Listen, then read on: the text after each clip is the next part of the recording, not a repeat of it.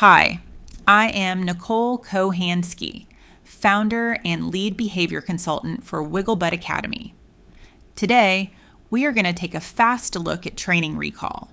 This is one skill we all dream of, but man, can it be frustrating to teach a truly reliable recall. Today, we're going to break down exactly how you can get it. Our goal isn't just my dog knows the cue.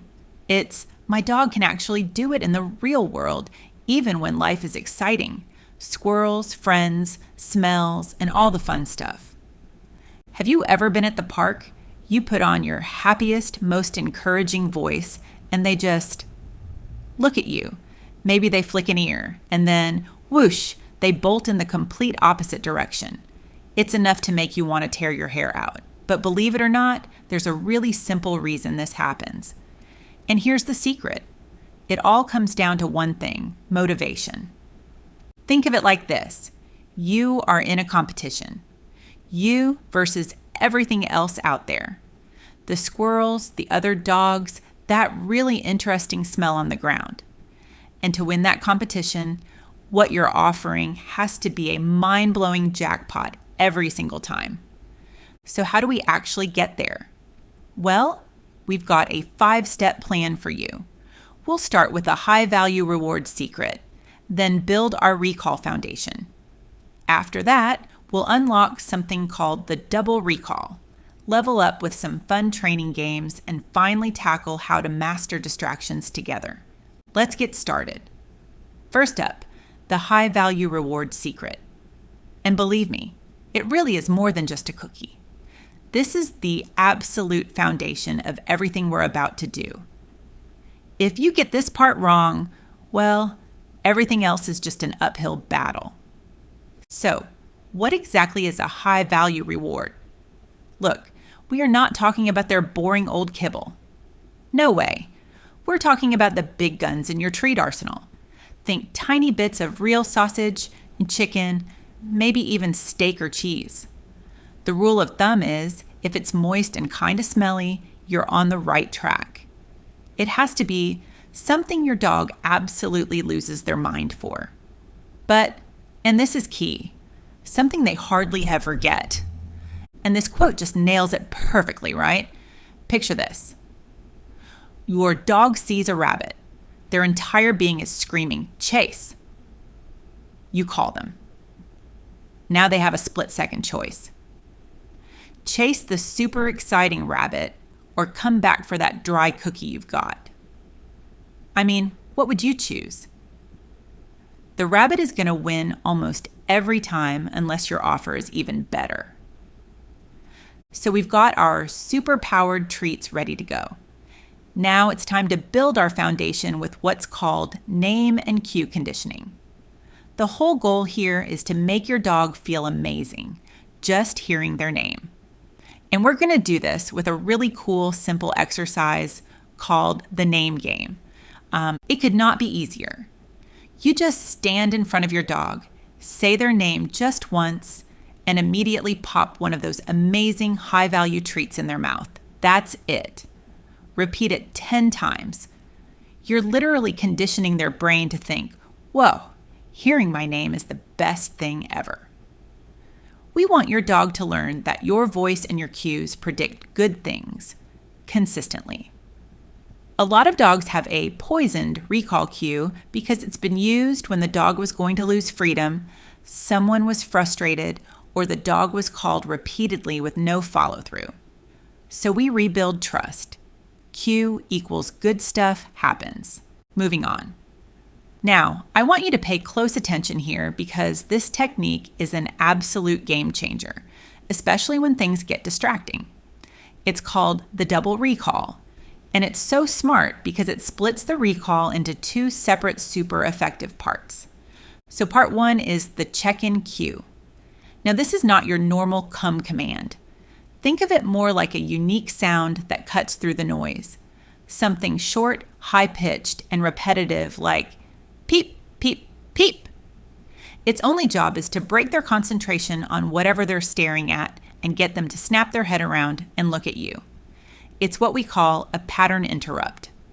The second they turn their head, you pivot to part 2, the anchor cue. The anchor cue is your keep it coming signal. As they start running to you, you become their cheerleader. Go, go, go, or yes, yes, yes in an excited voice. This keeps them locked onto you and helps them run right past anything else that might catch their eye on the way. Use a happy voice. And don't say it like you're mad. This cue should sound like a cheerleader. So let's put it all together. It's simple, right? The check-in cue gets the turn, the anchor cue brings them home.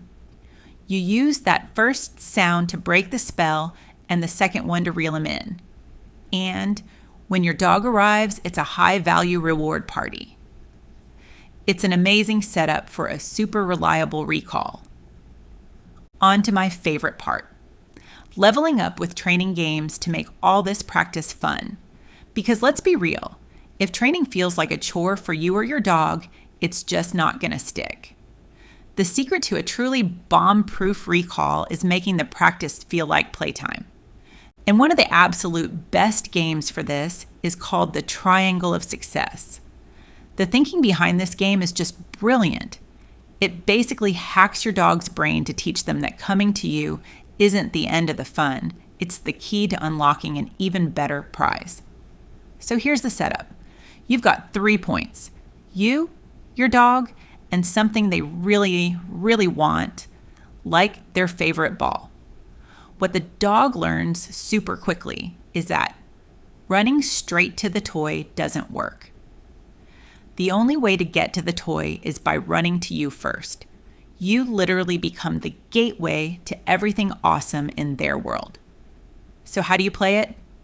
Easy. First, you put a toy they're crazy about a little ways away. Then you use your double recall to call them. Now here's the magic moment. The instant they get to you, you explode with energy. Yes, go get it. And you release them to go get the toy. Better yet, run with them and celebrate like you both just won the lottery. You're turning the recall into the start of an amazing party. There are many fun recall games we can play. Ask your trainer for some ideas. And now for the final battle, mastering distractions together. Now we take this skill on the road and work through different scenarios. It's important to note that dogs don't generalize well, automatically. That means my dog comes in the kitchen does not mean my dog comes at the park when a squirrel appears. We practice in a deliberate progression, from easy environments to harder ones. This means taking all this great work from your quiet backyard out into the real chaotic world.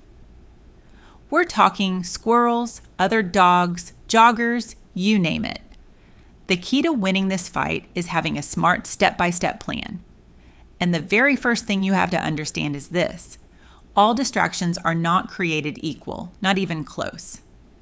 For your dog, a blowing leaf might be a level 1 distraction, but a squirrel is a level 10. A rabbit? That's off the charts. If you try to go from 0 to 100, you're just setting them up to fail. So what do? You become a bit of a scientist. You need to make a list, a hierarchy of distractions just for your dog. What's super easy for them to ignore? What's kind of tricky? And what's their absolute biggest temptation? You start at the very bottom with the easy stuff, and you only level up to the harder stuff once they are succeeding almost every single time. If your dog isn't succeeding most of the time, it's not a dog problem. It's a training setup problem. We drop the difficulty and rebuild. You ready for a real pro-level secret weapon? It's using something called an environmental reinforcer. This is where you turn the distraction itself into the reward. It's genius. Let's say your dog is dying to go for a swim. You call them back to you before they jump in. They come, and what's the reward? You release them and say, "Go swim." You're teaching them that checking in with you is the magic button that lets them do the fun thing they wanted to do anyway. So as we're wrapping things up here, there's one last really important thing to remember. A solid recall isn't like a diploma you hang on the wall and you're done. It's more like maintaining a garden. It's a work in progress, a skill you have to keep practicing to keep it strong. Instead of thinking of it as a never-ending chore, try to see it as a never-ending opportunity. Every single time you play one of these games, every successful recall, you're not just training a behavior. You're building an absolutely incredible bond with your dog. A rock-solid, reliable recall isn't some impossible dream. It's totally within your reach, especially when you use the right motivation and make it fun. At Wiggle Butt Academy, we want you thinking progress over perfection. Reliable recall is built with smart setups, lots of reinforcement, and practice that feels joyful for your dog. And the good news is, this training style typically improves your relationship with your dog because your dog learns you're predictable, safe, and rewarding. So I guess the only real question is, what game are you and your dog going to play first? Thanks for spending some time with us today. We hope you learned some fun ways to teach this skill. Bye for now.